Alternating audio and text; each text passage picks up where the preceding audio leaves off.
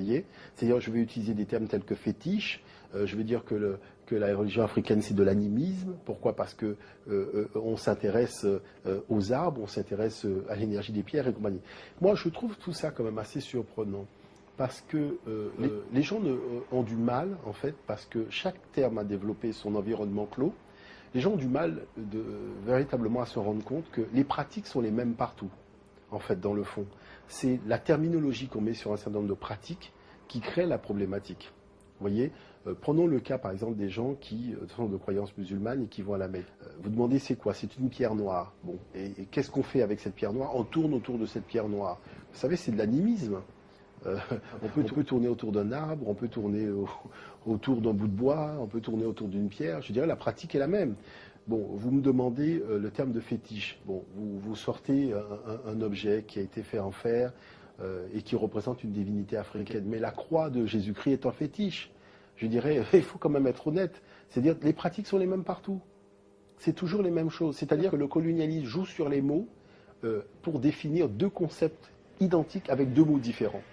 Donc c'est pour ça que nous disons aux gens quand même, il faut être, je dirais, un petit peu plus malin, regardez dans le dictionnaire les définitions, et vous allez voir que ça définit exactement la même chose quant au fond.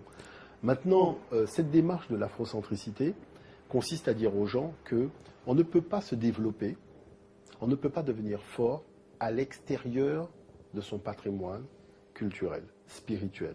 Quand vous dites par exemple que la croix de Jésus, c'est un fétiche, Oui. mais justement, il me souviens avoir lu quelque part que même en termes de religion, que nous connaissons aujourd'hui, que l'on appelle religion catholique, c'est à la base quelque chose qui concerne les Noirs. Oui. Non, c'est-à-dire qu'on travaille là-dessus d'ailleurs dans le cadre de l'Institut Africamat, c'est une thématique de recherche.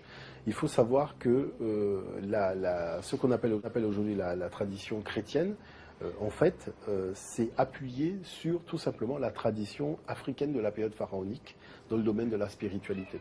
Il n'y a pas un concept qu'on ne retrouve pas dans les textes sacrés de l'Afrique ancienne. Et il faut savoir plus exactement que c'est véritablement l'Éthiopie des anciens, c'est-à-dire dans la région du Soudan, région de Grand Lac, que tout ce corpus religieux, avec l'Eucharistie, vous voyez, avec la croyance d'un Dieu, Fils de Dieu, qui est venu pour racheter les péchés des hommes, qui est mort, ressuscité d'entre les morts le troisième jour, monté à la droite de Dieu, tout ça existe déjà dans les textes africains, vous voyez, donc il n'y a pas de scoop.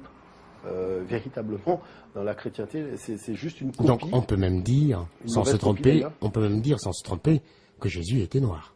Non, la problématique, moi je ne rentre pas dans ce débat pour la simple et bonne raison que je pense intimement que Jésus n'a jamais existé. Vous voyez, c'est-à-dire qu'au regard de la documentation historiographique, elle est tellement inexistante dans le cas de ce personnage-là, parce qu'il faut savoir qu'il y avait des historiens à l'époque qui, quand même, ont raconté ce qui se passait dans leur pays, et ces gens ne citent pas ce monsieur. Il n'apparaît nulle part. Je pense qu'il faut être beaucoup plus, fin que ça. Il faut être beaucoup plus fin.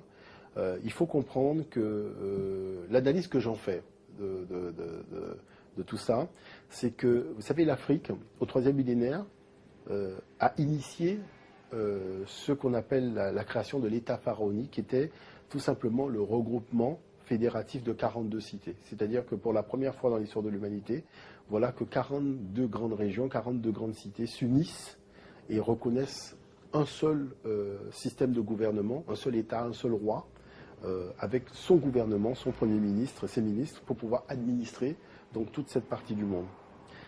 Ailleurs, ce n'est pas le cas. Notamment au niveau de la Grèce antique, les cités n'ont jamais réussi à s'unifier, n'ont jamais réussi à s'entendre, ont toujours pratiqué la guerre. Dans le Proche-Orient, c'était surtout des civilisations, je dirais, guerrières, je dirais donc c'est de la rapide, vous voyez, il faut dire les choses telles qu'elles sont. On va attaquer le voisin, on va piller le voisin, vous voyez, donc c'est des civilisations de prédation et de domination, vous voyez.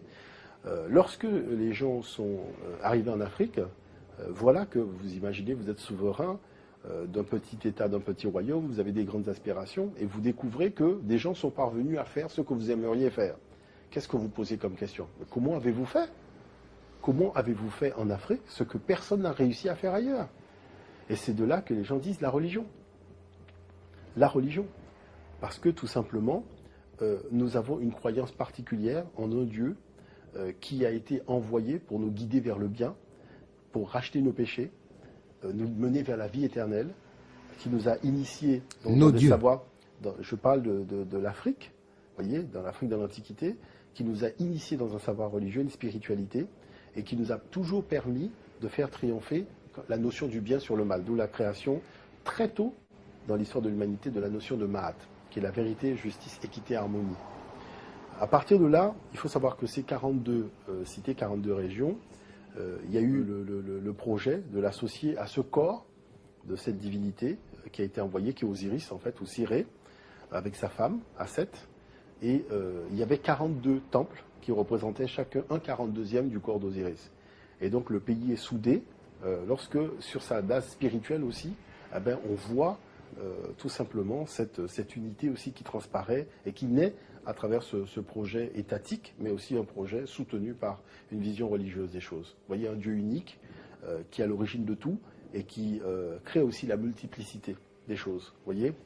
Et ça, c'est quelque chose que les souverains en avaient besoin. Quand l'empereur Constantin, qui est un empereur romain, était confronté à l'émiettement de l'Empire romain, avec cette menace aussi de l'effritement venant de l'Empire romain d'Orient, il prend la décision d'imposer cette tradition. Et c'est véritablement là qu'on voit apparaître dans l'histoire tout ce qu'on appelle aujourd'hui la religion chrétienne. C'est pour ça qu'on dit apostolique et romaine. Pourquoi ? Parce que ce sont les Romains, les empereurs romains.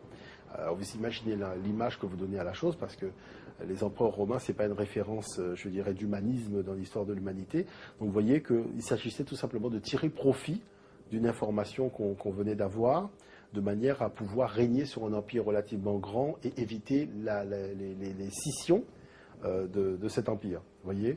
Et je pense que véritablement, Constantin a fait appel donc aux pères de l'Église qui ont commencé à rédiger des textes, des corpus de textes, qui ont été au fil du temps remaniés, donc avec les conciles.